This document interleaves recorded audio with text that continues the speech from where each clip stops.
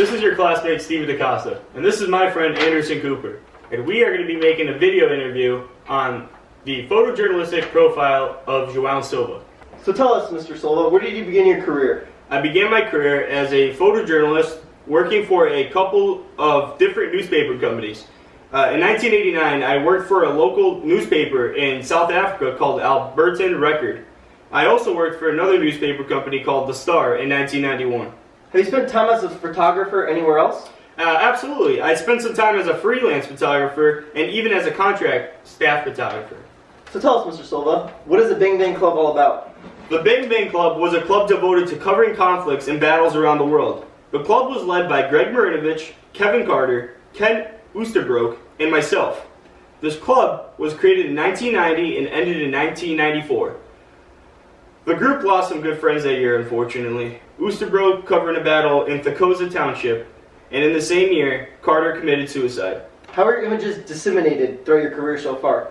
I've had images displayed throughout various articles I worked on. In 2013, however, all of my work from 1990 to 2010 was displayed in France for the Visa pour l'Image Photojournalism Festival.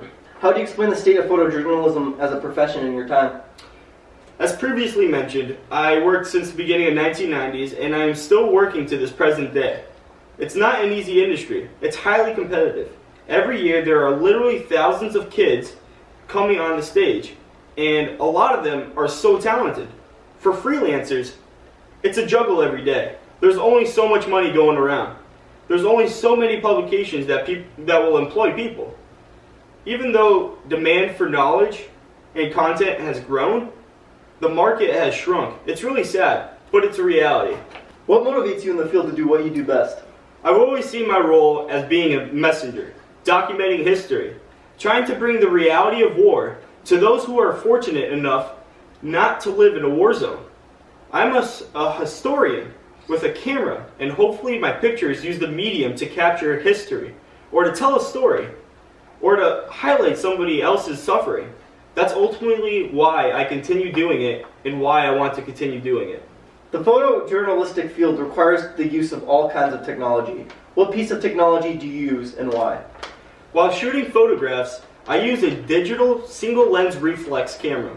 These kinds of cameras are great for ward photography. The fast shutter speed helps me freeze action, as there is fast movement speed always happening.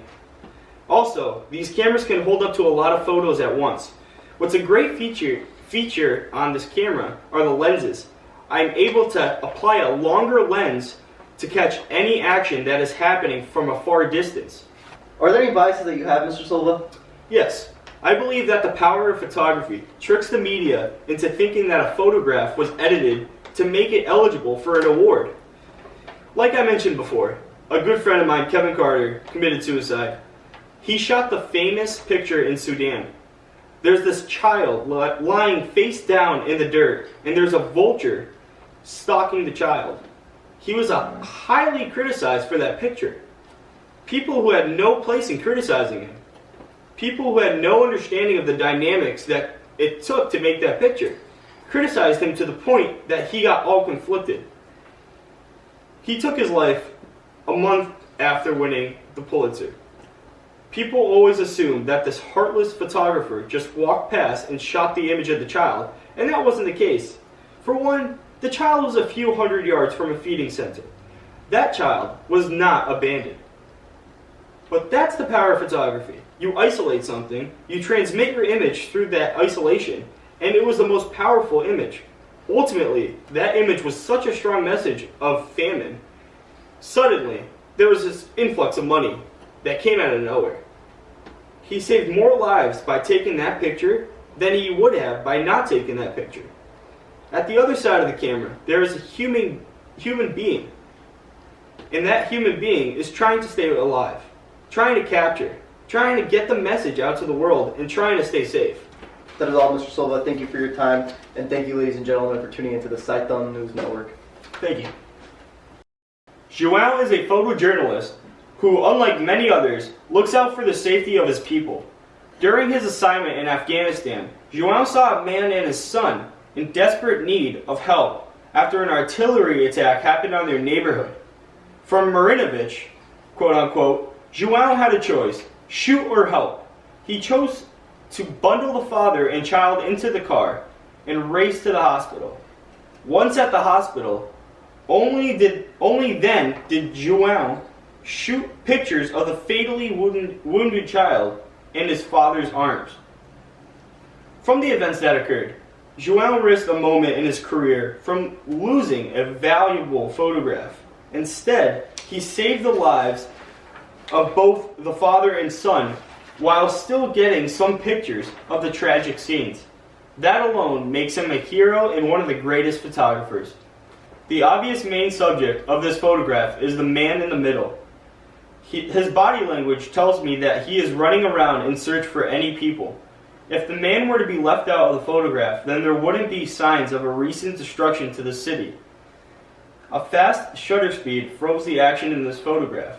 The result of the shutter speed helped create a feeling that the man was in a hurry, looking for any people left in the city.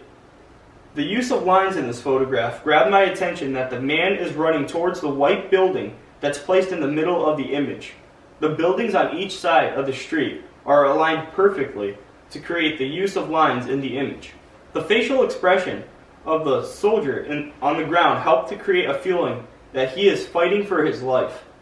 What captured my attention in this photo were the two soldiers, one dragging another out of a danger zone.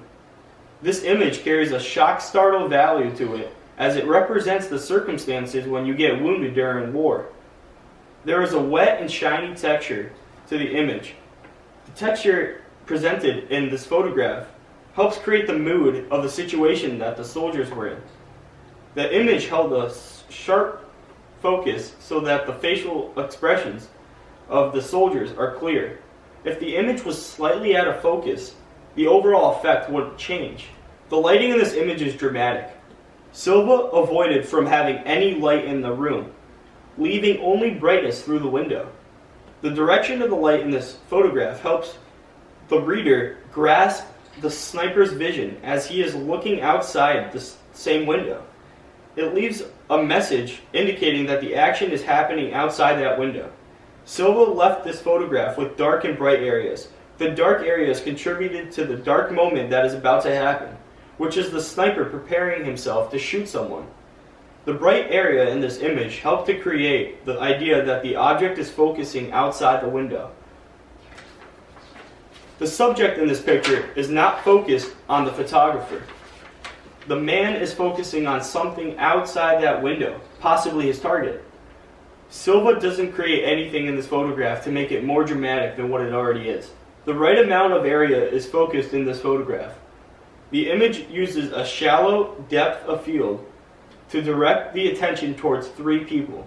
The depth of field is made so that the people in this photograph are the main subjects and are first to be looked at. The photograph is left with a simple background. The background completes the picture and is left out of focus. Silva's photographs showed society what war is all about, how different cultures prepare for war. For some of the photos that I have provided, you can see how the Middle Eastern countries get their children involved with war materials, like carrying tank shells. In another example, you can see how Middle Eastern countries differ with the United States in relation to military gear, as the man holds up his sniper rifle in casual clothing. Overall, Silva's photography hands society a true feeling of war. Silva lost his legs from a landmine during an assignment in Afghanistan. Silva went through months of physical therapy to retain his ability to walk again, this time with 2 prosthetic legs. Similarly to me, Silva has found a motivation to do what he wants to do because of his unfortunate event that happened to him. He once said, "Recovering at Walter Reed, I was provided with powerful motivation as I did physical therapy alongside soldiers who were triple and quadruple amputees. I'd watch these kids way worse than me, and they were just going for it. You find strength." I also find the same sense of motivation as he did when I had to go through physical therapy myself. This aspect of his career relates to my physical therapy major at AIC. From Greg Marinovich, He is, without a doubt, the best war photographer in the world.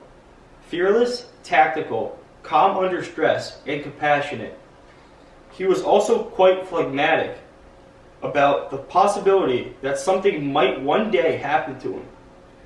Not that he was resigned to becoming a casualty, but with each return trip, the odds mounted.